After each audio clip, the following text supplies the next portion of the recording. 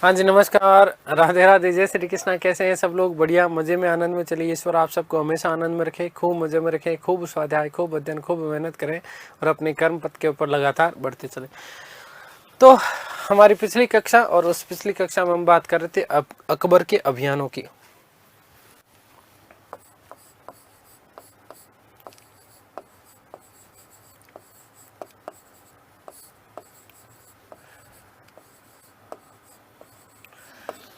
अकबर के अभियानों की हम लोग चर्चा कर रहे थे। देखिएगा, उत्तर भारत के अभियानों की चर्चा कर रहे थे हम लोग। इसमें हम लोग किसकी बात कर रहे थे? मैंने 3 भागों में विभाजित कर दिए थे पूरे के पूरे अभियान। एक तो हमने बात की उत्तर भारत के अभियान, उत्तर भारत के अभियान, ठीक है। और इस उत्तर भारत के अभियानों में हम लोग एक बात कर चुके, कौन सी? पानीपत के प्रथम, माफ कीजिएगा, द्वितीय युद्ध की, ठीक है, जो कि 5/11, ठीक है ना, 5/11/1556 ईस्वी को क्या हुआ था? लड़ा गया था। आ गई बात समझ? क्लियर है? दूसरा, हम इधर बात करें उत्तर भारत में और कौन कौन से अन्य अभियान किए गए। तो पहला तो हमने बात कर ली पानीपत का द्वितीय युद्ध, पानीपत का सेकेंड युद्ध, ठीक है, चर्चा कर चुके हम लोग। 5/11/1556 ईस्वी, ठीक है। उसके बाद और कौन कौन से अभियान हुए? देखो, 1558 ईस्वी में अजमेर के ऊपर अधिकार कर लिया गया। वस्तुतः इस समय अजमेर का शासक कौन था उसके बारे में कोई विशेष जानकारी मिलती नहीं है। ज़्यादातर पुस्तकों में इसके बारे में उल्लेख भी नहीं है। कई जो बड़ी पुस्तकें हैं, प्रामाणिक जो पुस्तकें हैं, उसमें ऐसा उल्लेख मिलता है कि साहब अजमेर के ऊपर अधिकार कर लिया गया था 1558 ईस्वी में, और अजमेर ने जो है बिना युद्ध लड़े ही अधीनता स्वीकार कर ली थी, ठीक है। उसके बाद बात करते हैं ग्वालियर के ऊपर अधिकार, ठीक है। ग्वालियर जिसको हेमू ने जीता था, उसी पर वापस अधिकार किया गया 1559 ईस्वी में। ग्वालियर के शासक का नाम था रामशाह और अकबर का सेनापति था कियां खां। क्या नाम था? इस कियां खां ने रामशाह को क्या किया था? पराजित किया था। ध्यान देना। नंबर 2, अजमेर पर अधिकार,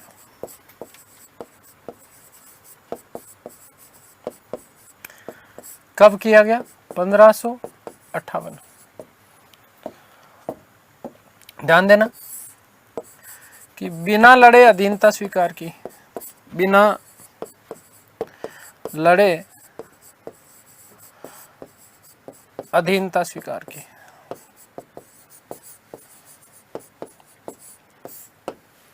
नंबर 3, ग्वालियर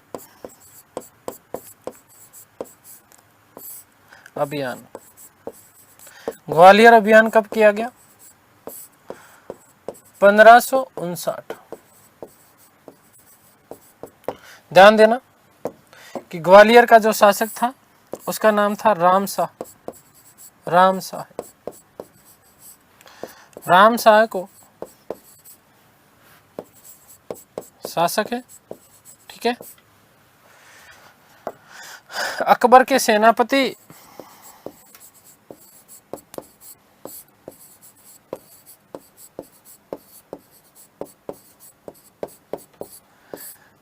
कियां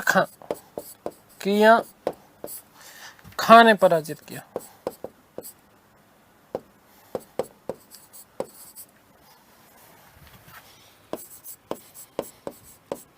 और इस प्रकार से ग्वालियर के ऊपर एक बार पुनः क्या हो गया था? अधिकार हो गया था। किसका? अकबर का। आ गई बात समझ? क्लियर है? अब सुनो, लगातार विजय के ऊपर विजय, विजय के ऊपर विजय और विजय के ऊपर विजय प्राप्त हो रही थी। तो इसी समय एक व्यक्ति जो सबसे बड़ा विश्वास पात्र बैराम खां, कौन? बैराम खां। इस बैराम खां का क्या हो जाता है? पतन हो जाता है। कैसे? बैराम खां विद्रोह करेगा।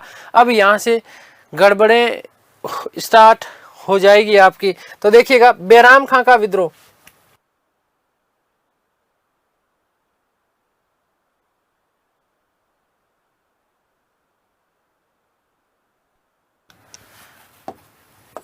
बैराम खां का पतन,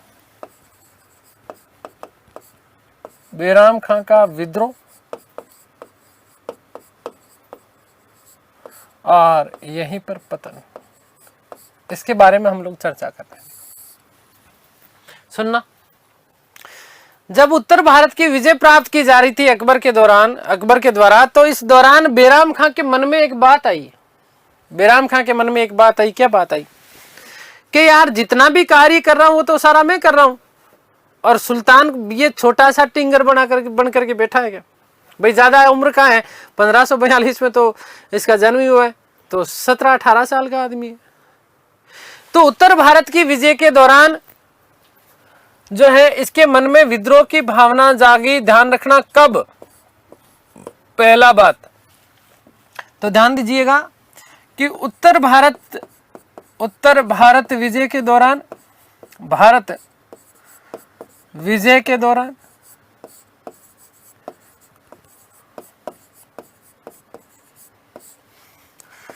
विद्रोह की भावना जागी, विद्रोह की भावना जागी। किसके मन में? बैराम खां के मन में।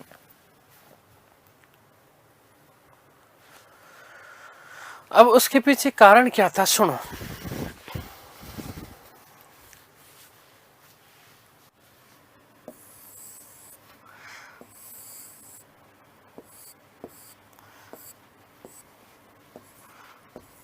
आपका ध्यान केवल और केवल अगले 5 से 7 मिनट के लिए मैं चाहता हूं बोर्ड पर।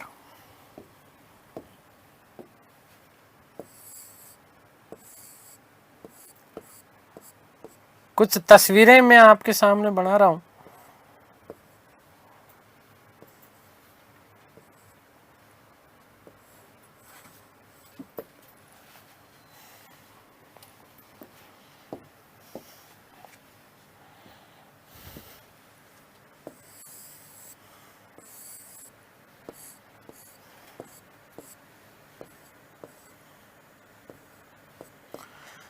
इन तस्वीरों को समझने का प्रयत्न करें, दिमाग में लगाएं कि क्या हो सकता है।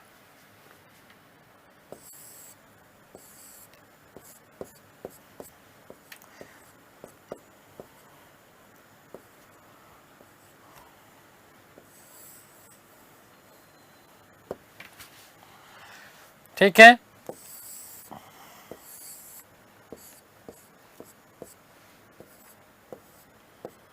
यदि इस तस्वीरों को समझ गए, इस कहानी को समझ गए, तो सारी की सारी बातें आप लोगों को समझ में आ जाएगी। आप जो सामने तस्वीर देख रहे हैं, ये तस्वीर एक तो है बैराम की। ये आपका कौन है? बैराम खां है। समझना इसको, कौन है? बैराम खान है। ये छोटा सा जो बच्चा आपको दिख रहा है, ये आपको कौन है? अकबर है। ये जो आप देख रहे हैं, ये आपकी है महम अनगा, महम अनगा।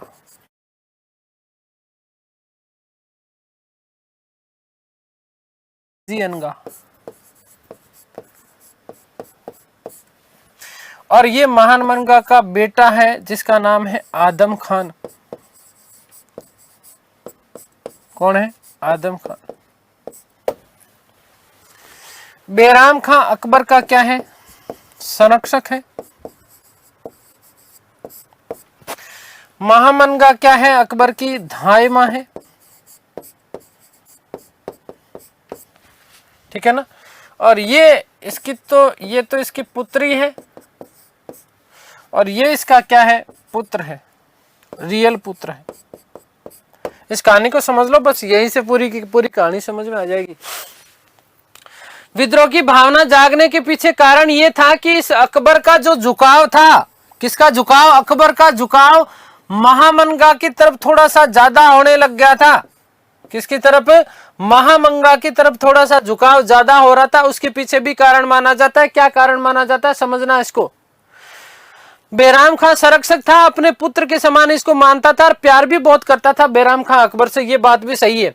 इतने सारे, एक तो इसको जो है भाई, बैराम खान यदि नहीं होता तो अकबर शासक ही नहीं बनता, ये बहुत बड़ी बात है। और बैराम खान अगर नहीं होता तो भारत में हुमायूं का शासन की सत्ता की पुनर्स्थापना भी नहीं होती, ये भी बड़ी बात है। तो बैराम खान बहुत बड़ा व्यक्ति था और ये उदार हृदय वाला भी व्यक्ति था, लेकिन इसी दौरान बैराम खान ये चाहता था कि क्योंकि सत्ता की पुनर्स्थापना हुई ही है और उस समय अकबर का ध्यान केवल और केवल राज सत्ता के ऊपर ही रहे, ना कि इसका ध्यान कहीं से इधर उधर भटके। तो अकबर जो था, अकबर के ऊपर सबसे ज्यादा जो प्रभाव था, वो सबसे ज्यादा प्रभाव किसका था? बैराम खान के ऊपर था। किसके ऊपर था? बैराम खान का था सबसे ज्यादा प्रभाव। किसके ऊपर? अकबर के ऊपर। इस स्थिति में जी महामंगा ने, है ना, महामंगा दुखी रहने लग गई। देखो जी, इतना बड़ा पाल पोस करके बड़ा किया और आज जो है बैराम खान इसके ऊपर क्या करके बैठा है? अधिकार करके बैठा। ये तो बहुत ही गड़बड़ वाली बात है, बहुत ही गड़बड़ वाली बात है। ये बात किसको लगने लगी? महामंगा को। तो महामंगा थोड़ी सी दुखी रहा करती थी। महामंगा क्या है? थोड़ी सी दुखी रहा करती थी। तो एक दिन की बात है, महामंगा दुखी दुखी बैठी थी। इसकी पुत्री जिसका नाम क्या है? जीजी अनगा। क्या नाम है? जीजी अनगा ने देखा, माँ से पूछा, माँ क्या हुआ? कि कुछ ना। अरे माँ बता तो सही, क्यों रो रही है? तेरे आंसू क्यों टपक रहे हैं? कारण क्या है आंसू आने के? ये तो बता मुझे, तेरे आंसू क्यों आ रहे? तो उसने कहा, देख, इस अकबर को मैंने पाला पोसा बड़ा करा, माँ के जैसे प्यार किया, हमीदा से ज्यादा मैंने प्यार किया, आज वो बैराम खान के ज्यादा संरक्षण में है। किसके ज्यादा संरक्षण में है? बैराम खान के ज्यादा संरक्षण में। ये बात किसने कही? महामंगा ने कही। किसको? जीजी को। जीजी ने कहा, इतनी सी बात है, आज के बाद टेंशन ना करे। तो 18 साल का व्यक्ति, आप समझ सकते हो 17-18 साल में क्या स्थितियां होती है। हाँ, भटकना तो था ही। जीजी उनका बहुत खूबसूरत थी, बहुत सुंदर थी। तो जब जब अकबर इधर होता तो जीजी अनगा ने बढ़िया सुंदर सी पायलें पहनी, छमाछम करती अकबर के सामने से निकलती ऐसे। आगे ही बात समझ क्लियर है? अकबर का भी भटकाव होने लगा थोड़ा सा जीजी अनगा की तरफ। ये चीज बैराम खान को पसंद नहीं आ रही थी। बैराम खान को पसंद नहीं आ रही थी। बैराम खान बार बार इसको डांटता रहा, अकबर तेरे ये काम, तेरे ये दिन नहीं है बेटा। देख, तेरी 12-13 साल की उम्र में ही तेरी शादी कर दी थी रुकैया के साथ में। ये तेरे काम की चीजें नहीं है। ध्यान प्रशासन की तरफ लगा, चारों तरफ से दुश्मन बैठे हुए, हमारे साम्राज्य को कमजोर करने में बैठे हुए हैं, तू ऐसे मत कर। ठीक है, बच्चा ही तो था 17-18 साल का, इतना क्या समझेगा। तो इधर उधर भटकता, बैराम खान समझाता, जी खान बाबा, जी खान बाबा, जी खान बाबा। एक दिन की बात है भाई साहब, ये जीजी इनका खतरनाक वाला रूप धरा इसने। बहुत सुंदर और बिल्कुल छमाछम करे, इधर से जाए कभी इधर से जाए, बिल्कुल बढ़िया सा परफ्यूम लगा के इसको, अकबर को अपने जाल में फांस ही लिया। इसकी पायलों की छनकार सुनता था कौन? अकबर, और मदहोश हो जाता है ना। दिमाग में आता, ये जो तेरी पायलों की छन छन है। आगे बात समझे?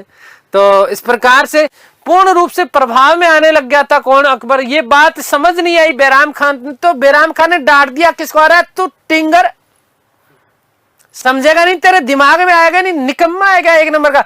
इधर ध्यान दे उधर की बजाय, तेरे ये काम ही नहीं है, ये दिन नहीं है। अभी खूब उम्र पड़ी, अभी पहले तू कुछ खुद का तो कर ले। अकबर को गुस्सा आ गया भाई। अकबर को क्या आया?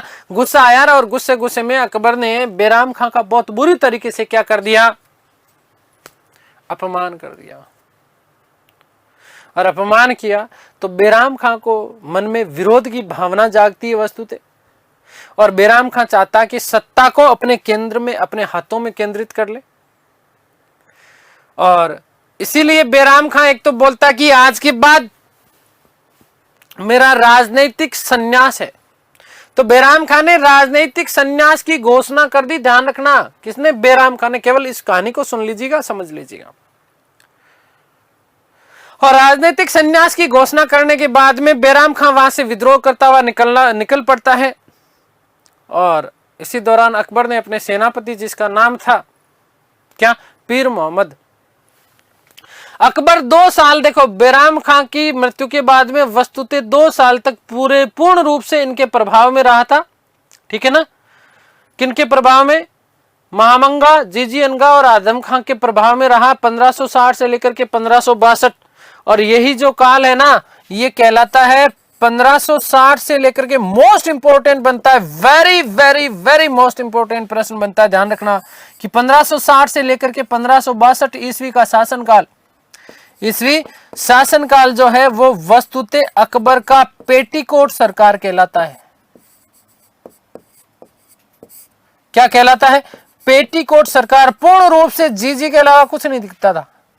या इसी को बोला जाता था पर्दा सरकार। क्या कहा गया इसको? पर्दा सरकार, पर्दा सरकार। या इसी को कहा जाता है हरम दल सरकार। क्या कहा जाता है? हरम। हरम किसको बोलते हैं? हरम बोलते हैं महिलाओं का, जहां पर जो निवास होता था, महिलाएं निवास करती थी, उसको हरम कहा जाता था मुगल काल में। ध्यान रखना। तो इसीलिए इसको क्या कहा जाता है? हरम दल सरकार। क्या कहा जाता है? हरम दल सरकार कहा जाता है। कौन सा काल है? 1560 से लेकर के 1562 तक।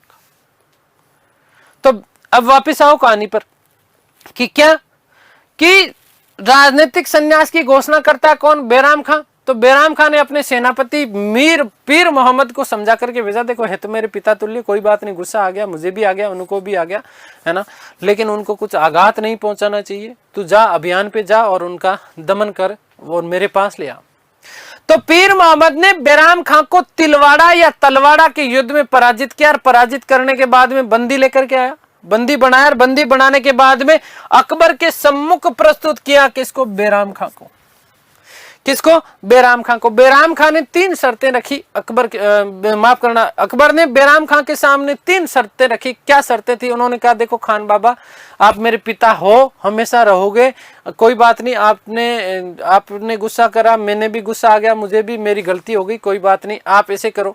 देखो 3 शर्तें, वापिस एक बार पुणे जो है ना पीएम प्रधानमंत्री बन जाओ, कोई दिक्कत नहीं है। बैराम खान ने कहा नहीं चाहिए, ऐसे करो चंदेरी की जागीर ले लो, वहां पर जाकर के आराम से मस्ती से आप वहां का शासन संचालित करो। बैराम खान ने कहा नहीं चाहिए। तो कहा कि फिर ऐसा है कि आपका बुढ़ापा है। क्या है? बुढ़ापा है, और बुढ़ापे में एक काम करो, हज की यात्रा कर लो, मक्का चले जाओ। कहाँ चले जाओ? मक्का चला जाओ, हजरत पैगंबर मोहम्मद साहब की शरण में जाओ, वहां से कुछ आध्यात्मिक शक्ति आपको मिलेगी, मानसिक शांति भी मिलेगी। बैराम खान ने कहा यस, जाऊंगा मैं। तो इसी दौरान मक्का जाते समय गुजरात में पाटन नामक स्थान पर, कहां पर? पाटन नामक स्थान पर एक व्यक्ति था। बैराम खां पाटन में रुके हुए थे और व्यक्ति ने कहा कि मुबारक हो। क्या हो? मुबारक हो बैराम खां, आप पाटन में आए हो। इस मुबारक खां के पिता की हत्या कर दी थी बैराम खां ने सरहिंद के युद्ध में। कौन से युद्ध में? सरहिंद के युद्ध में। उसी का बदला लेना चाहता था मुबारक खां, और इस मुबारक खां अफगान ने बैराम खां की हत्या कर दी। कहां पर? पाटन नामक स्थान में, गुजरात। आ गई बात समझ में? ये बात आप लोगों को क्लियर हो जानी चाहिए।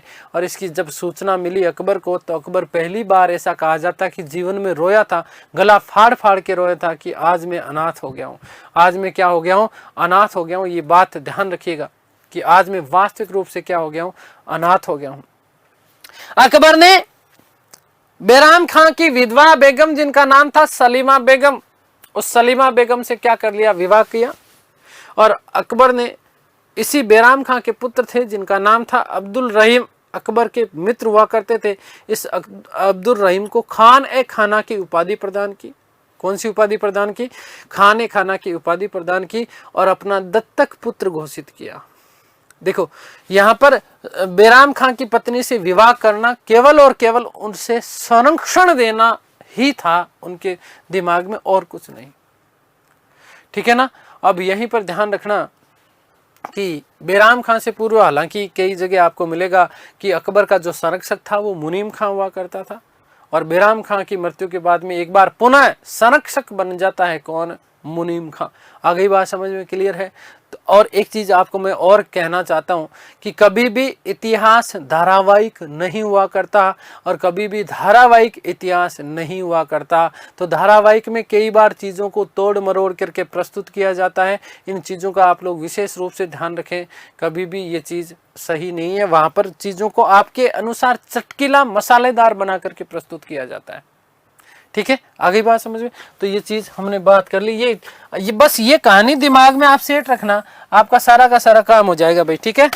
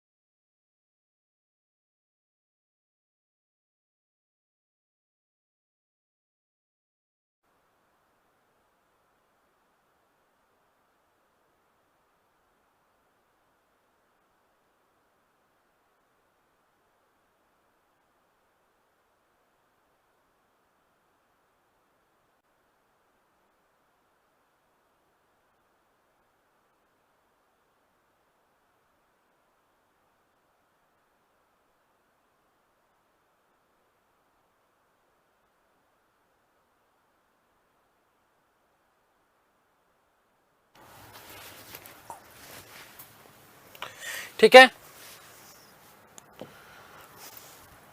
यहां पर एक बात लिख दूं कि अकबर का झुकाव, अकबर का झुकाव महम अनगा की तरफ हुआ।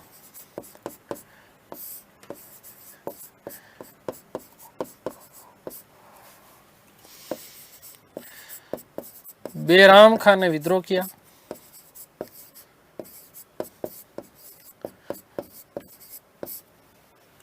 बेराम ने क्या किया? विद्रोह किया। इस बात का आप लोग ध्यान रखना, ठीक है ना? क्यों किया? क्योंकि वह सत्ता अपने हाथों में केंद्र करना चाहता, सत्ता अपने हाथों में केंद्रित करना चाहता था, सत्ता अपने हाथों में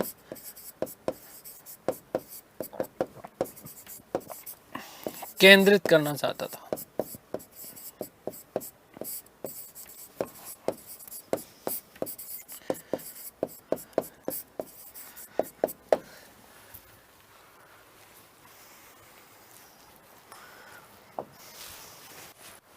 अकबर ने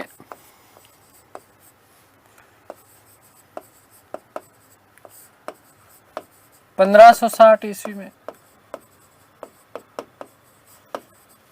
पीर मोहम्मद को, पीर मोहम्मद को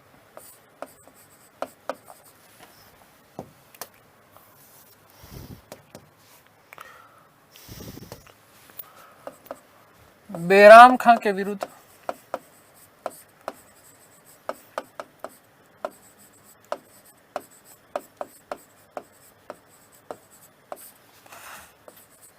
अभियान पर भेजा।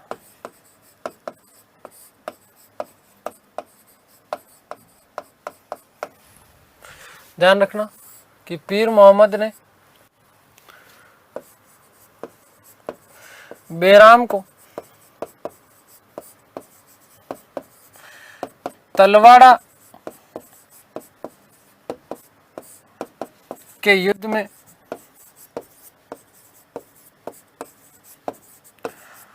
पराजित कर बंदी बनाया।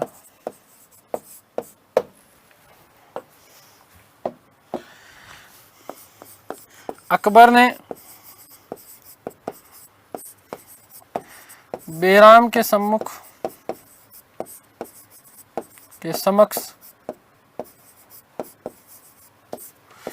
3 शर्तें रखी।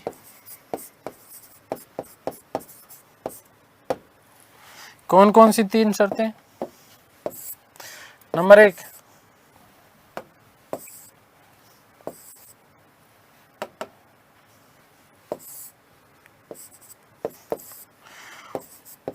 पुनः पीएम के पद पर, पीएम का पद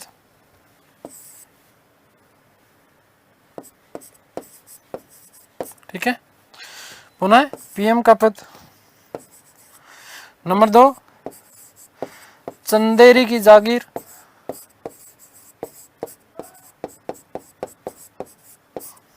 नंबर 2, बेराम ने मना किया,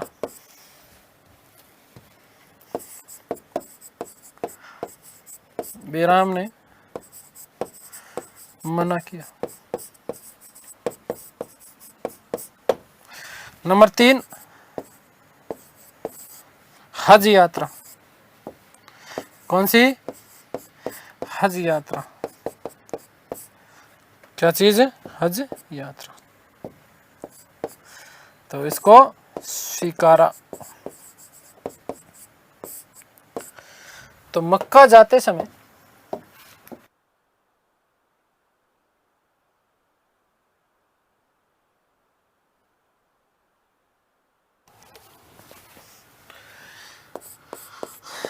मक्का जाते समय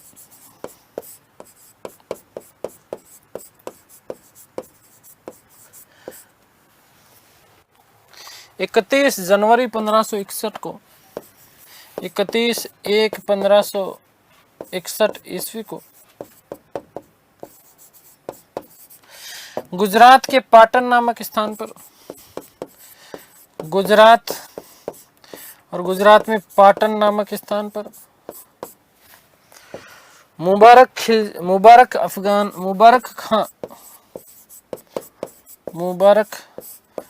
खां नामक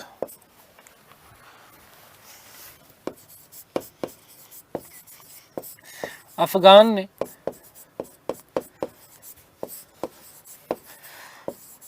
बेराम खां की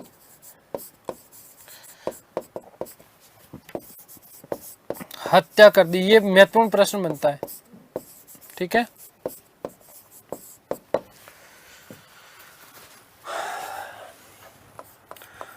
अकबर ने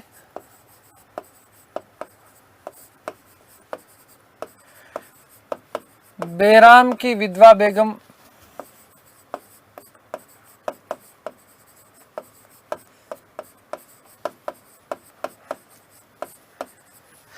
सलीमा बेगम से विवाह किया।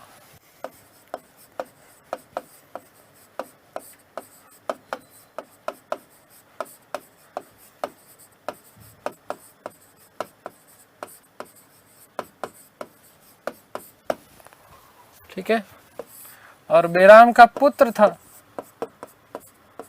क्या नाम था? अब्दुल रहीम।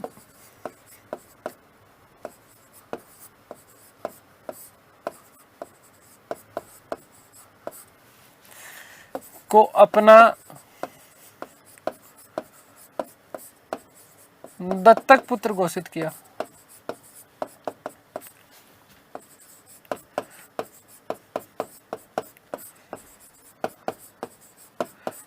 ठीक है, ध्यान रखना। इसी को उपाधि दी थी अकबर ने, कौन सी? खान ए खाना, खान ए खाना। ठीक है, इसलिए अब्दुल रहीम खाने खाना क्या कहा जाता है बेटा? अब्दुल रहीम खाने खाना कहा जाता है। पूरा नाम क्या था? अब्दुल रहीम खाने खाना। ये अब्दुल रहीम खाने खाना, ध्यान रखना कि जो है अकबर का बचपन का मित्र हुआ करता था। बचपन का क्या हुआ करता था? मित्र हुआ करता था। आगे बात करते हैं तो एक बात और विशेष रूप से ध्यान रखना। क्या बात ध्यान रखोगे कि बेराम खां से पूर्व जो था वो संरक्षक कौन था? मुनीम खां। कौन था? मुनीम खां। और बेराम खां की मृत्यु के बाद, नोट,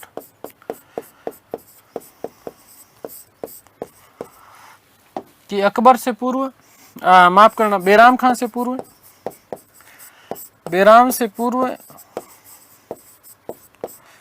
अकबर का संरक्षक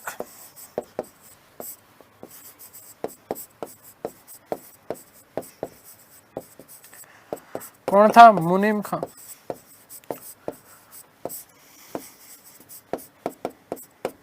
जिसे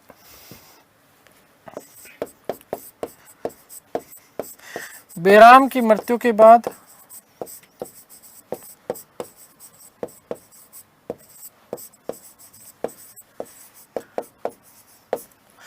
पुनः संरक्षक पुनः संरक्षक बनाया।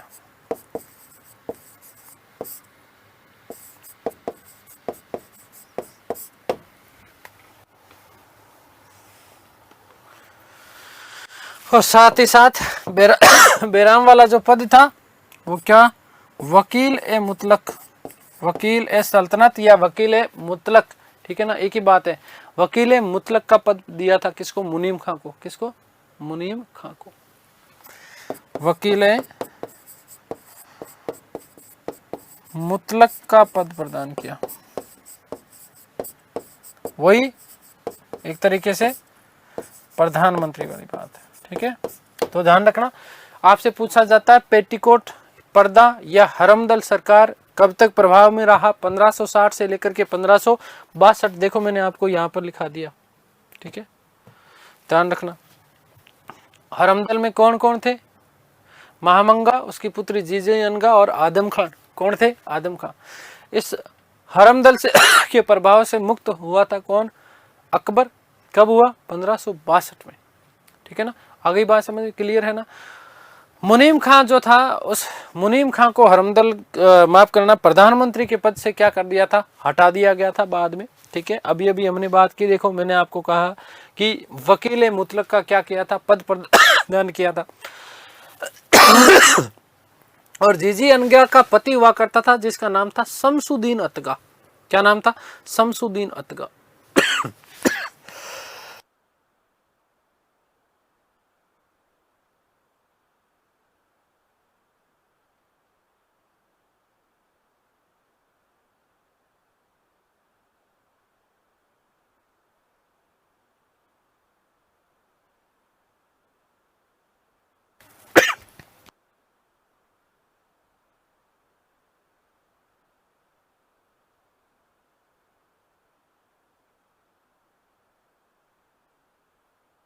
ठीक है, तो ध्यान रखना इसका।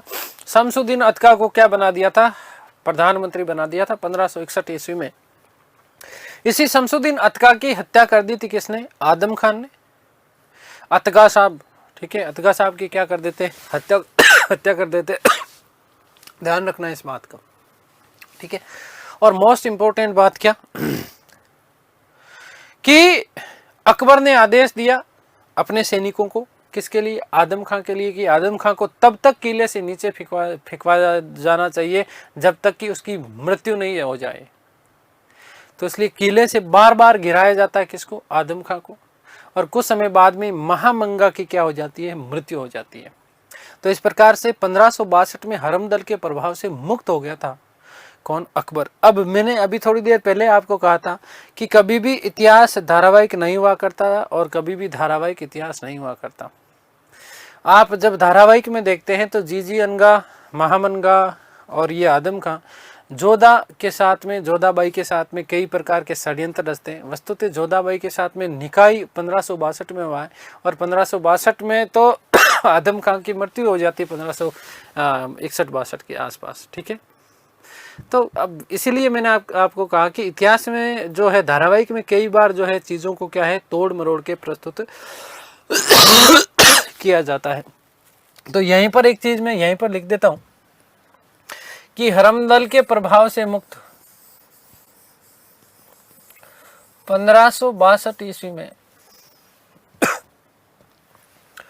1562 ईस्वी में हरमदल से मुक्ति मिली, हरमदल से मुक्ति मिली। कौन, अकबर। कौन, अकबर, ठीक है। ये मोस्ट इंपोर्टेंट आपका प्रश्न बनता है कौन सा, हरमदल वाला, ठीक है। इतनी बात क्लियर हो गई। तो अब बीच में देखो बेराम का क्या आ गया, बेराम का पतन भी हमने करवा दिया, जरूरी था। प्रारंभिक जो अब बीच में, क्योंकि 1560 में बेराम खां का क्या हो जाता है, पतन हो जाता है, तो इसलिए बीच में आपको बेराम खां का पतन करवाना अनिवार्य था। अगला जो अभियान था वो अगला अभियान था मालवा का अभियान। कौन सा? मालवा अभियान। पुनः हम अभियानों की तरफ लौट रहे हैं। तो ये हमने बात कर ली किसकी? बैराम खां के पतन की। ठीक है, आगे बात समझे। आगे हम लोग चर्चा कर रहे हैं, जल्दी से देखिएगा। अब हम बात कर रहे हैं मालवा अभियान। मालवा अभियान, और मालवा अभियान कई जगह आपको ये मिलेगा कि अकबर ने अपने जीवन का जो प्रथम अभियान किया था वास्तविक रूप में, वो कब किया है? 1561 में मालवा के ऊपर अभियान किया है। अब यार ये कैसे संभव है भाई? पानीपत का युद्ध भी तो उसने जीता, अजमेर के ऊपर विजय प्राप्त की थी, ग्वालियर के ऊपर विजय प्राप्त की थी, तो वो क्या ऐसे ही हो गई एवं ही हवा में? ठीक है, खैर मालवा का अभियान। मालवा का शासक था जिसका नाम था बाज बहादुर। क्या नाम था? कहानी सुनो, केवल महत्वपूर्ण बातें लिखूंगा। मालवा का शासक था जिसका नाम था बाज बहादुर। इस बाज बहादुर ने 1561 ईस्वी में अपने आप को स्वतंत्र घोषित कर दिया, और इसी समय अक्टूबर में कब? अक्टूबर में ऐसा उल्लेख मिलता है कि आदम खां के नेतृत्व में अकबर ने एक जो है सैन्य अभियान भेजा। बाज बहादुर जो है इस आदम खां के बारे में सुनकर के खान देश बुरहानपुर उत्तर प्रदेश वहां पर भाग जाता है। आगे बात समझ क्लियर है। और मालवा का शासक नियुक्त कर दिया गया किसको? पीर मोहम्मद को। किसको? पीर मोहम्मद को। अब यहां पर एक चीज और ध्यान रखना कि आदम खां वास्तव में आदमी था, निकम्मा व्यक्ति था, एक नंबर का निकृष्ट जिसको बोल सकते हैं वो। इस बाज बहादुर की पत्नी थी जिसका नाम था रूपमती। क्या नाम था? इस रूपमती के ऊपर उसने खूब अत्याचार किए, ऐसा उल्लेख मिलता है कि उसकी तरफ वो गलत निगाहें डालता है। और रूपमती ने अपने आप को बचाने के लिए, इस आदम खां से अपने आप को बचाने के लिए उसने क्या कर लिया? सुसाइड कर लिया था, आत्महत्या कर ली थी। क्या कर ली थी? आत्महत्या कर ली। ध्यान देना, मालवा का शासक कौन है? बाज बहादुर। बाज बहादुर। ध्यान देना कि अकबर ने आदम खां को अभियान पर भेजा।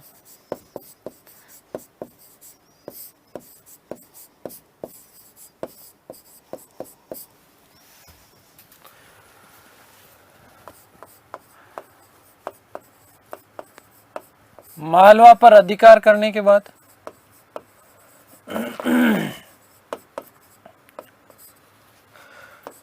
पीर मोहम्मद को शासक बनाया। पीर मोहम्मद वही है जो बैराम खां के विरुद्ध गया था। पीर मोहम्मद को शासक बनाया, को वहां का प्रशासक बनाया। ध्यान रखना, नोट कि आदम खां से बचने हेतु, आदम खान से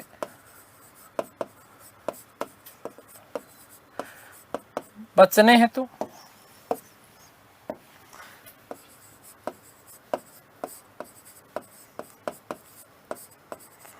बाज बहादुर की पत्नी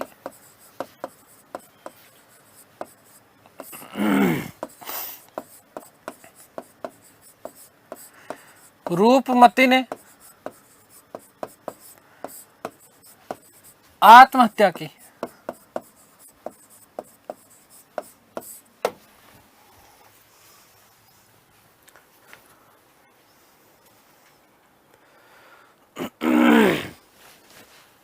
ठीक है, आगे बात समझ। अब जब पत्नी की मृत्यु हो गई तो बाज बहादुर के लिए कुछ बचा ही नहीं था, है ना? तो इसलिए बाज बहादुर ने ऐसा कहा जाता कि मालवा के ऊपर आक्रमण किया, और आक्रमण करने के बाद में पीर मोहम्मद को बहुत बुरी तरीके से उसने पराजित किया, और पराजित करने के बाद में वहां से भगा दिया। 1562 ईस्वी में अकबर ने पराजय का बदला लेने के लिए एक बार पुनः मालवा के ऊपर क्या किया? अधिकार जो है आक्रमण भेजा था, अभियान भेजा था 1562 में एक बार पुनः। और इस समय जो सेनापति था उसका नाम था अब्दुल्ला उज़्बेक। क्या नाम था? अब्दुल्ला उज़्बेक। बाज बहादुर फिर भाग निकला, और जाकर के मेवाड़ में शरण लेता है और बाद में इस बाज बहादुर को गुजरात से क्या कर लिया जाता है, गिरफ्तार कर लिया जाता है। ठीक है,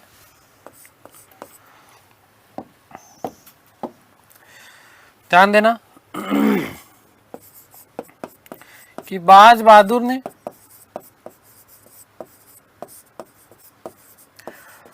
मालवा पर पुनः अधिकार, मालवा पर पुनः अधिकार कर लिया, पुनः अधिकार कर लिया।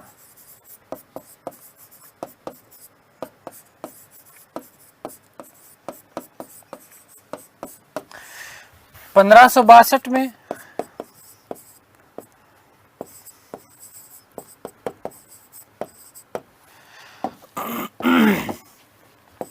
अकबर ने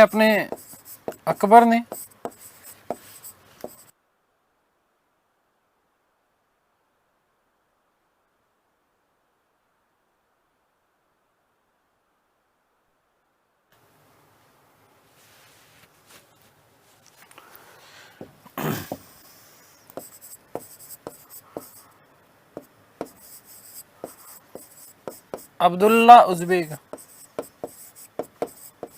उज़्बेक को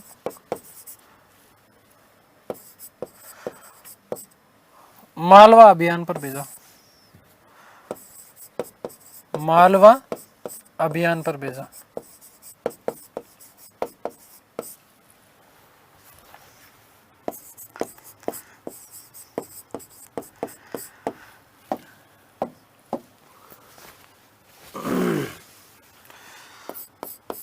बाज बहादुर ने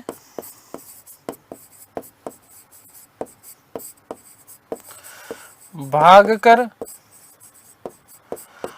मेवाड़ में शरण ली,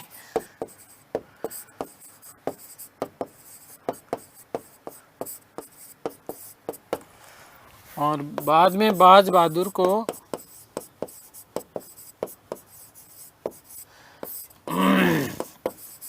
गुजरात से गिरफ्तार कर लिया गया।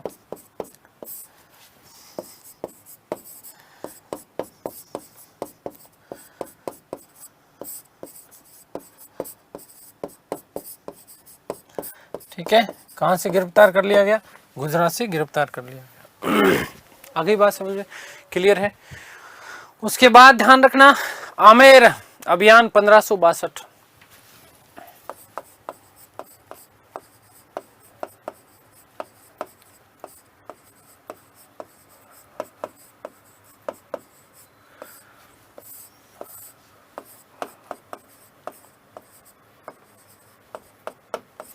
अब इसके पीछे कहानी सुनो, ज्यादा सबको पता है। शासक कौन थे? भारमल, जिसे बिहारी मल के नाम से जाना जाता था। शासक भारमल,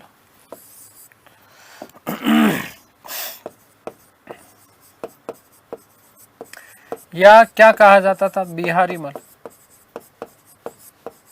कौन? बिहारी मल। ध्यान रखना, खुद ने जो है अधीनता स्वीकार करी थी। अब उससे पीछे कुछ कहानी है, देखो सुनो, जो जहां से महत्वपूर्ण प्रश्न बनते हैं आपके। अकबर जो था वो वस्तुतः अजमेर यात्रा, दरगाह यात्रा के दौरान जयपुर के सांगानेर में अपना पड़ाव डालता है, और इसी सांगानेर पड़ाव के दौरान 20 जनवरी 1562 ईस्वी को आमेर के शासक भारमल ने अकबर से सांगानेर में मुलाकात की, और मुलाकात करने के बाद में अधीनता स्वीकार करनी की। ध्यान देना कि ऐसा करने वाला प्रथम राजपूत शासक व रियासत थी कौन? आमेर। राजपूत शासक तो कौन है? भारमल, जिसने पहली बार मुगलों की अधीनता स्वीकार करी। और दूसरा चीज क्या है? रियासत पूछ लिया जाए तो ध्यान रखना आमेर। ठीक है,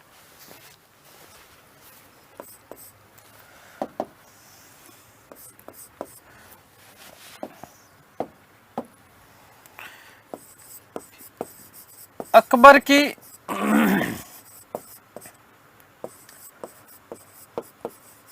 अजमेर ख्वाजा साहब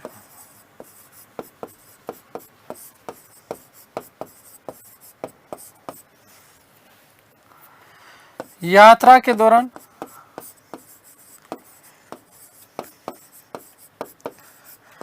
राजा भारमल में सीधे सीधे लिख रहा हूं बेटा, है ना।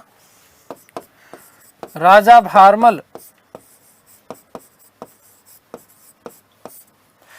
20/1/1562 ईस्वी को 20/1/1562 ईस्वी को सांगानेर जयपुर, ठीक है, सांगानेर जयपुर में अकबर से मिले।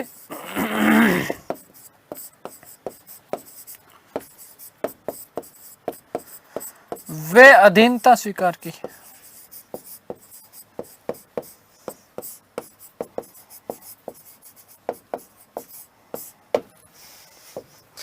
ध्यान रखना कि ऐसा करने वाला कैसा, ऐसा अधीनता स्वीकार करने वाला, ऐसा करने वाला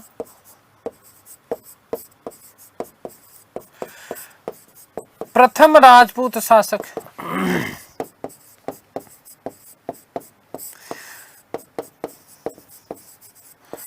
वे रियासत थी जिसने मुगलों की अधीनता स्वीकार की। मुगलों की अधीनता स्वीकार की। ये मोस्ट इंपॉर्टेंट प्रश्न बनता है आपका।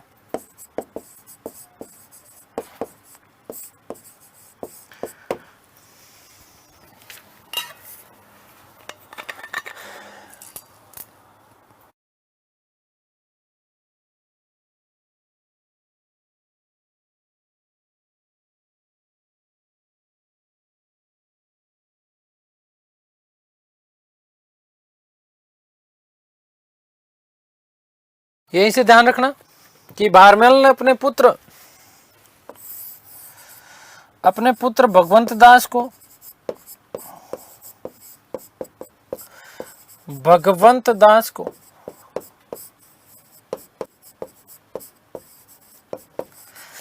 मुगल सेवा में भेजा।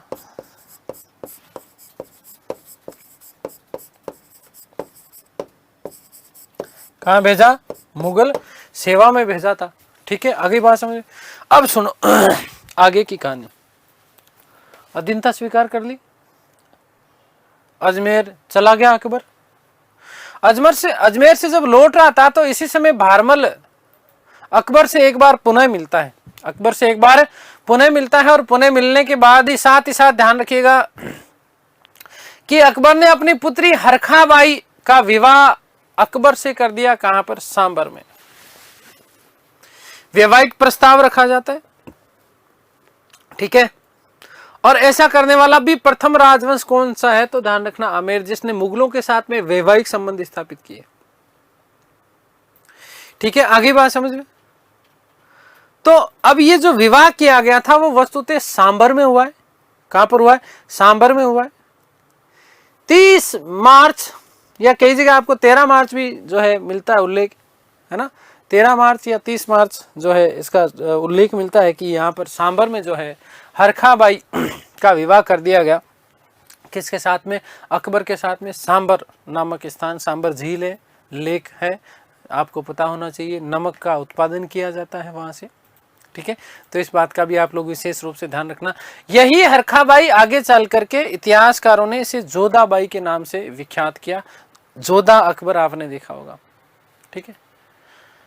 अकबर ने इस हरखाबाई को एक उपाधि प्रदान की थी। कौन सी? मरियम उज्जमानी, ठीक है ना। या दूसरी उपाधि दी थी मलिकाए हिंदुस्तान। अब ये मरियम उज्जमानी दी क्यों जाती थी उपाधि, उसके पीछे भी कहानी सुनो।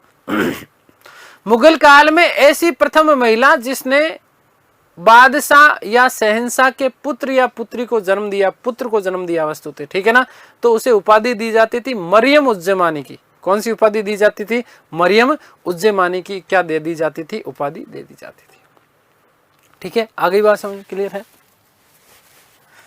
तो ध्यान रखना कि वापस लौटते समय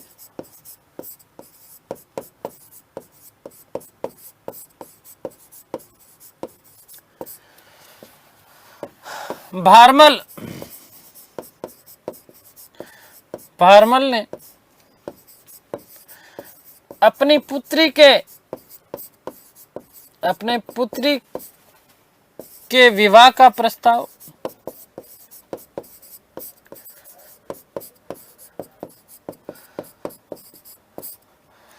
रखा।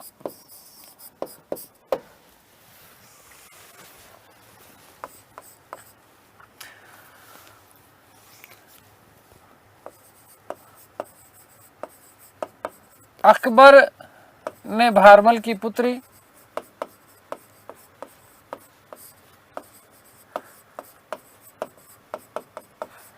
हरखाबाई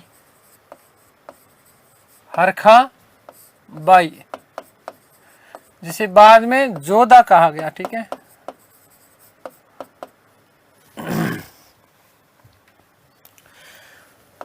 से सांबर की भी 3 सीमाएं लगती है, जयपुर, अजमेर और नागौर। सांबर झील के किनारे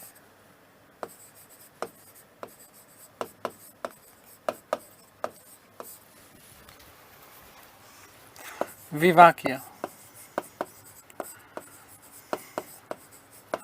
तो ध्यान रखना कि मुगलों के साथ वैवाहिक संबंध स्थापित करने वाला, मुगलों के साथ वैवाहिक संबंध स्थापित करने वाली प्रथम रियासत, संबंध स्थापित करने वाली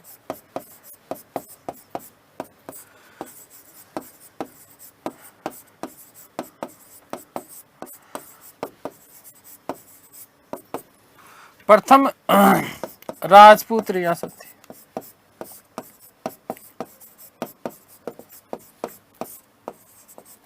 ठीक है, और याद रखना कि बिहारीमल भारमल कच्छवा है, आपसे पूछ लिया जाए कि कौन सा राजपूत थे, कछवा वंश के, कौन सा वंश था, कछवा वंश। ये बात आप लोग विशेष रूप से ध्यान रखिएगा। आगे बात समझ में क्लियर है। अब एक छोटी सी कहानी और बताना तो नहीं चाहता मैं, लेकिन फिर भी बता देता हूँ। ध्यान रखना कि अकबर और भारमल की प्रथम जो मुलाकात करवाई थी वो करवाई थी मजनू खान ने। किसने? मजनू भाई ने। कहाँ पर करवाई थी? आगरा में। भारमल अपने भाइयों के कारण और आस पड़ोस के विद्रोहियों के कारण परेशान हुआ करता था, इसलिए वो अकबर से सहायता लेना चाहता था, उसकी शरण में जाना चाहता था। ठीक है, तो इसलिए मजनू खान ने पहली बार वहां पर मुलाकात करवाई थी। किससे? अकबर से, है ना। कि साहब अकबर ने मजनू खान को कहा, मजनू खान ने अकबर को कहा कि साहब राजस्थान से कोई मिलने आया है, राजस्थान से कोई मिलने आया। तो अकबर को भी लगा यार मैं तो बड़ा आदमी हो गया भाई, बाहर से जब दूर दूर से कोई मिलने के लिए आने लग जाए तो बड़ा आदमी लगता कि नहीं लगता। तो उस समय वस्तुतः उसने ज्यादा बात की नहीं थी। सांगानेर में जो अकबर की जो भेंट करवाई थी उस समय व्यक्ति था चगताई खान। कौन नाम था? चगताई खान। इस बात का भी ध्यान रखना। ठीक है, तो ध्यान रहना कि भगवान दास या भगवंत दास और मान सिंह, ठीक है ना, ये दोनों जो है, भगवंत दास का जो पुत्र था मान सिंह, ये भी मुगल दरबार में उपस्थित रहा था। आगे बात समझ क्लियर है। तो ये हमने बात कर ली किसकी? आमेर अभियान की। किसकी बात कर ली? आमेर अभियान की। ठीक है, बात क्लियर हो गई। ध्यान रखना मेड़ता पर विजय 1562 में प्राप्त की गई थी। नेक्स्ट, केवल लिख रहा हूं मेड़ता विजय कब? 1562। और कब? अजमेर यात्रा के दौरान। अजमेर यात्रा के दौरान। मेड़ता राजस्थान, नागौर। ठीक है, अजमेर के पास में ये मिर्जा सरफुद्दीन जो थे, इस मिर्जा सरफुद्दीन को उन्होंने अकबर ने मेड़ता के ऊपर विजय करने के लिए भेजा था। मेड़ता के शासक मारवाड़ शासक मालदेव हुआ करते थे, प्रशासक थे। और यहीं पर जो थे मेड़ता का जो प्रशासक जो थे वो देवीदास जेतवन या जयमल जिसे कहा जाता है, उसको क्या कर दिया था? उसने पराजित कर दिया था। तो ध्यान रखना कि सरफुद्दीन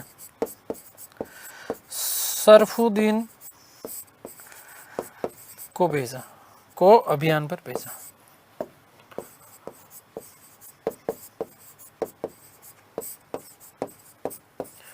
ठीक है। शासक कौन थे? तो मालदेव। प्रशासक कौन है?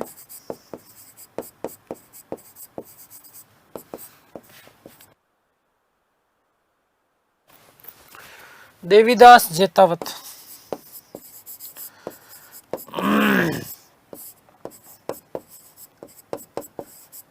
या जिसे हम क्या बोलते हैं, जयमल कहते हैं। ठीक है, आगे काम आएंगे।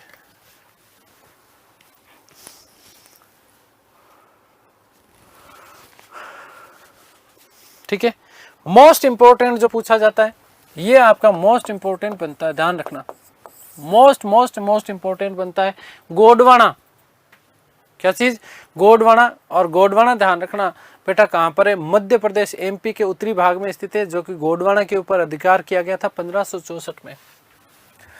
गोंडवाना ये अभी पूछा गया था, एमपी, और कब? 1564 ईस्वी में। अब यहां पर ध्यान रखना कि प्रशासक नहीं होकर के प्रशासिका है, ठीक है ना। रानी थी जिसका नाम था दुर्गावती, महोबा के चंदेलों की राजकुमारी हुआ करती थी। ठीक है, इस गोंडवाना की यदि हम बात करते हैं तो ये स्वतंत्र रियासत थी, और इसी स्वतंत्र रियासत के ऊपर हालांकि ऐसा भी उल्लेख मिलता है कि अकबर ने कोई विशेष आदेश नहीं दिया था, लेकिन फिर भी कड़ा उत्तर प्रदेश का सूबेदार था जिसका नाम था आसफ खां। क्या नाम था? आसफ खां। इस आसफ खां ने रानी दुर्गावती के विरुद्ध क्या किया था? अभियान किया था। रानी दुर्गावती का पुत्र था जिसका नाम था वीर नारायण। क्या नाम था? वीर नारायण। इस वीर नारायण के संरक्षक के रूप में कार्य कर रही थी कौन? रानी दुर्गावती। ठीक है, रानी दुर्गावती के ऊपर जब आसफ खां ने आक्रमण किया तो अदम्य साहस का जो है परिचय दिया, और इस रानी दुर्गावती ने इस आसफ खां की मार मार के हालत खराब कर दी थी। ठीक है ना, बहुत बुरी तरीके से इसको पीटा था, परंतु अंततः वीरगति को प्राप्त होती है। वीरगति को प्राप्त होती है, ये चीज आप लोग ध्यान रखना। ठीक है, इस प्रकार से गोंडवाना के ऊपर क्या हो गया? अधिकार हो गया।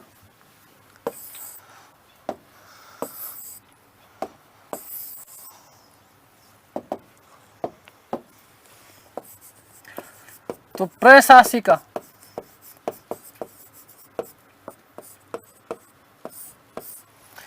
रानी दुर्गावती। रानी दुर्गावती, ध्यान रखना, अपने पुत्र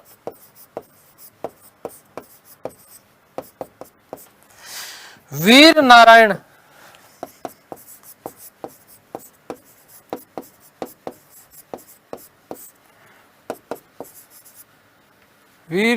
की संरक्षिका के रूप में शासन कर रही थी।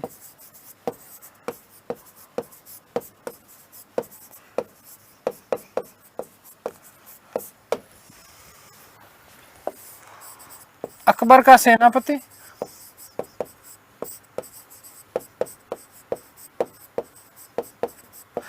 कौन था? आसफ खां। कौन था? आसफ खां। ध्यान रखना, कड़ा उत्तर प्रदेश, कड़ा यूपी का सूबेदार था।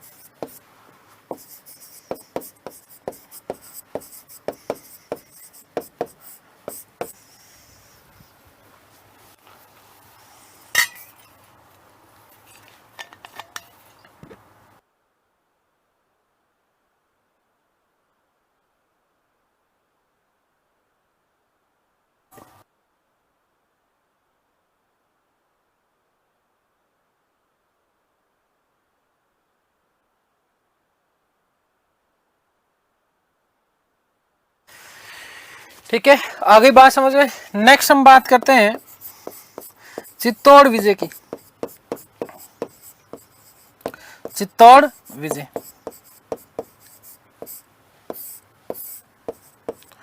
ध्यान देना, चित्तौड़ विजय कब की गई? अकबर के द्वारा 1567-68 में। 1567-68। अब चित्तौड़ विजय के पीछे देखो, चित्तौड़ के ऊपर आक्रमण के कारण क्या थे, आक्रमण के कारण क्या थे, ये मोस्ट इंपोर्टेंट प्रश्न बनते हैं यहां से, चित्तौड़ से और गोंडवाना दोनों याद रखना। आक्रमण के कारण था, एक तो पहली चीज तो क्या था कि अकबर विद्रोही जो मिर्जा बंधु थे, इन मिर्जाओं को शरण दी थी। अकबर के विद्रोही के विरोधी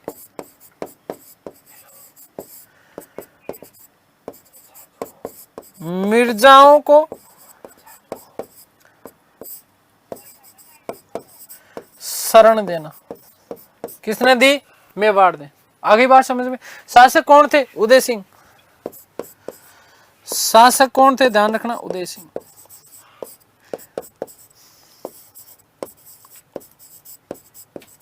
शासक कौन थे, उदय सिंह। दूसरा, मैंने जब आपको मालवा वाला अभियान बताया था, उसी समय मैंने आपको कहा कि मालवा का शासक बाज बहादुर भाग करके कहां चला गया था, मेवाड़ चला गया था, और मालवा के शासक बाज बहादुर को शरण देना। मालवा शासक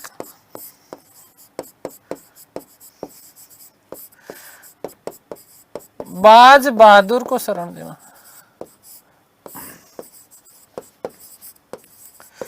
बाज बहादुर को शरण देना। तो ये दो बड़े कारण थे, ध्यान देना। एक तो क्या है कि अकबर के विरोधी जो मिर्जा थे, इन मिर्जाओं को शरण दी थी, किसने, उदय सिंह ने, मारवाड़ मेवाड़ के राणा, ठीक है। और दूसरा, मालवा का जो शासक था बाज बहादुर, इस बाज बहादुर को भी जो है उदय सिंह जी ने क्या दे दी थी, शरण दे दी थी। तो इस चीज का बदला लेना चाहता था कौन है, अकबर। अकबर ने अपने कुछ, अकबर स्वयं यहां पर सेनापति गया, ठीक है ना, खुद जाता है। 20 अक्टूबर 1567 से लेकर के 25 फरवरी 1568 तक अभियान चला।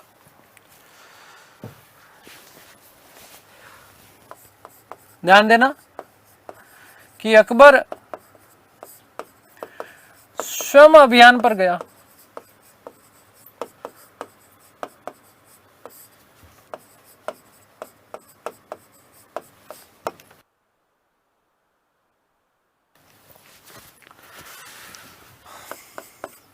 बीस अक्टूबर 1567 से लेकर के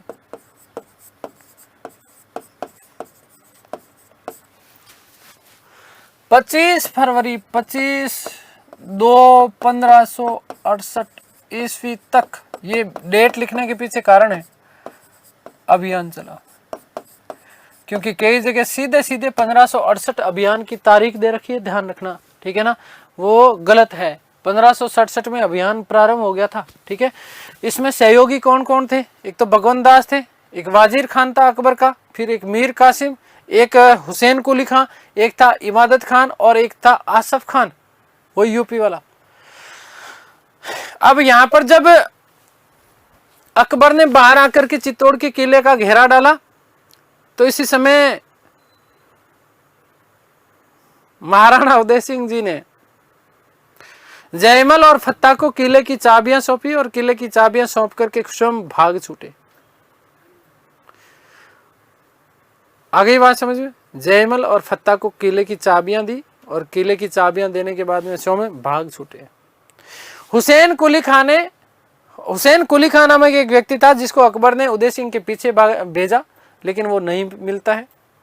जयमल और फत्ता ने इस मुगल सेना को दिन में तारे दिखा दिए, इतने अदम्य वीर थे, लेकिन अंततः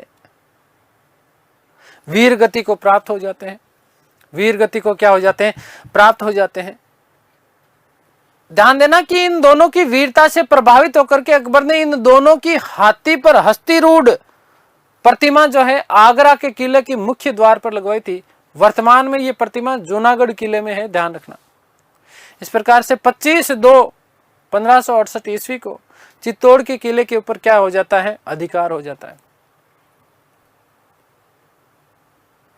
ऐसा कहा जाता कि अकबर के पास में एक बंदूक हुआ करती थी जिसका नाम था संग्राम। ये दोनों चाचा भतीजे थे, जयमल और फत्ता। फत्ता जी जब यहां पर घायल हो जाते हैं तो जयमल ने वस्तुतः शायद उनको कंधों पर उठा लिया था और दोनों एक साथ, वो भी लड़ रहे थे और वो भी लड़ रहे थे, तो 4 हाथ लग रहे थे, तो इसलिए इनको 4 हाथों वाले देवता की उपाधि दी गई थी अकबर के द्वारा। और अकबर ने अपनी संग्राम नामक बंदूक से जयमल के ऊपर प्रहार किया, गोली मार दी उन्हें, और वो क्या हो जाते हैं, घायल हो जाते हैं। क्या हो जाते हैं, घायल हो जाते हैं। ठीक है, आगे बात समझ में क्लियर है। तो वीर कल्ला अपने भतीजे जयमल को, माफ करना, कल्ला जी जो है जयमल को अपने कंधे पर बिठा करके युद्ध लड़ते हैं, इसलिए 4 हाथ और 2 सिर वाले देवता कहा जाता है। किसने दी गई थी उपाधि, ये अकबर के द्वारा दी गई थी। ठीक है, आगे बात समझ क्लियर है। फतेह सिसोदिया की जब वीरगति को प्राप्त हुआ तो पत्नी फूल कंवर जो थी, उन फूल कंवर ने 300 रानियों के साथ में जल जोहर किया। क्या किया, जल जोहर किया, जो कि चित्तौड़ का तीसरा शाखा कहलाता है, केसरिया प्लस जोहर। अब यहां पर जब इसके ऊपर 25 फरवरी को विजय प्राप्त हो गई चित्तौड़ के ऊपर, तो अकबर के जीवन की सबसे महान भूल देखिए कि उसने चित्तौड़ में कत्लेआम का आदेश जारी किया, फतेहनामा जारी किया और कत्लेआम का आदेश दे दिया। अनेक वीर राजपूतों के साथ साथ कई निर्दोष नागरिकों को भी मारा गया बहुत बुरी तरीके से, और यही चित्तौड़ अभियान अकबर के जीवन पर कलंक माना जाता है। क्या माना जाता है, कलंक माना जाता है। अकबर ने आसफ खां को यहां चित्तौड़ का किलेदार नियुक्त किया था। तो देखिएगा कि उदय सिंह ने, अब ये उदय सिंह जी यदि राजस्थान के इतिहास में नहीं होते तो राजस्थान का इतिहास शायद स्वर्णिम अक्षरों में लिखा जाता। उदय सिंह ने अपने 2 वीर सेनापति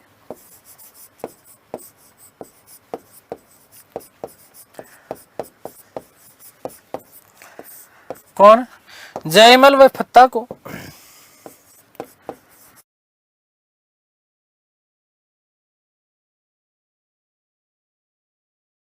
ठीक है ना, फत्ता जी को किले की चाबी सौंप। ठीक है, अब कई लोग इसको फत्ता जी को पत्ता जी भी बोलते हैं, लेकिन वो गलत है, वस्तुतः फत्ता जी थे। ठीक है, जयमल व फत्ता जी को किले की चाबियां सौंप।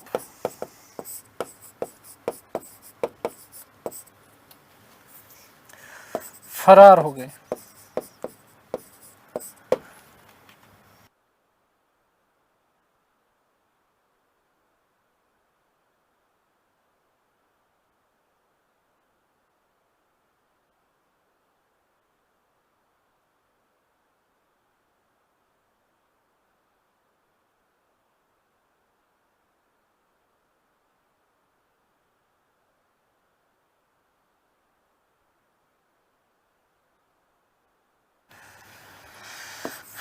जयमल व फत्ता ने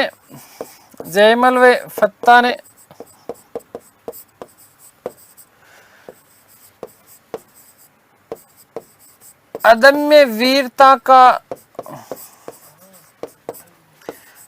परिचय देते हुए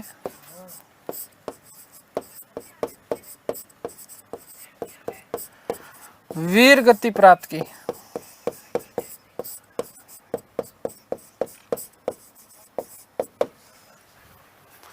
नोट, इन दोनों की वीरता से प्रभावित होकर के इन दोनों की वीरता से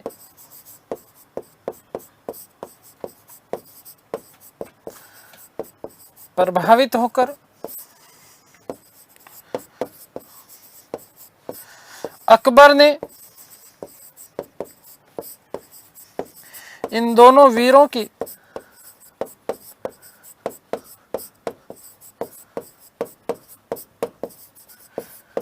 गजारूढ़ प्रतिमाएं, गज मतलब हाथी बोलते हैं, ठीक है, प्रतिमाएं आगरा किले के मुख्य प्रवेश द्वार पर लगवाई। आगरा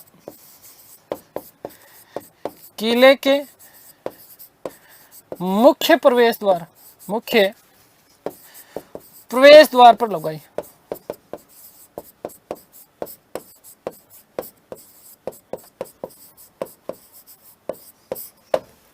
ठीक है, ध्यान देना कि चित्तौड़ विजय के बाद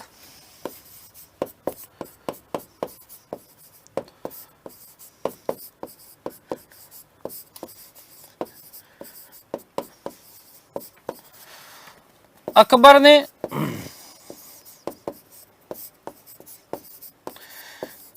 कत्लेआम का आदेश, कत्लेआम, फतेहनामा जारी किया।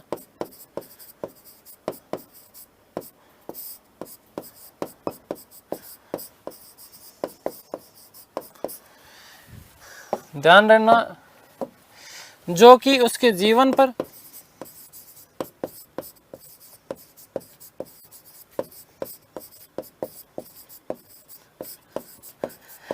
कलंक माना जाता है।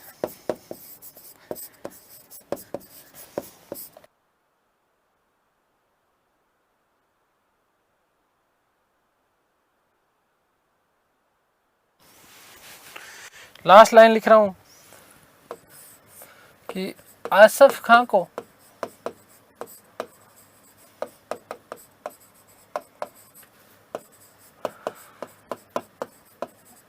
चित्तौड़ का किलेदार नियुक्त किया। ठीक है, तो ये आगे सारी बात, उम्मीद करता हूँ सारी चीज़ें आप लोगों को समझ में आई होगी। अगली क्लास में हम हल्दी घाटी की विशेष रूप से बात करेंगे, छोटे मोटे जो अभियान है उसकी चर्चा करेंगे। अकबर हमारा हो जाएगा समाप्त, और उसके बाद हम बात करेंगे जहांगीर की। तो उम्मीद करता हूँ सारी चीज़ें आप लोगों को समझ में आई होगी। ईश्वर से प्रार्थना करता हूँ कि आप सब स्वस्थ रहें, मस्त रहें, तंदुरुस्त, आह्लादित और प्रसन्नचित रहें। इस सृष्टि की संपूर्ण खुशियाँ आपको और आपके परिवार को मिले। मिलते हैं हमारी अगली कक्षा में, तब तक के लिए सभी को धन्यवाद, नमस्कार, थैंक यू सो मच।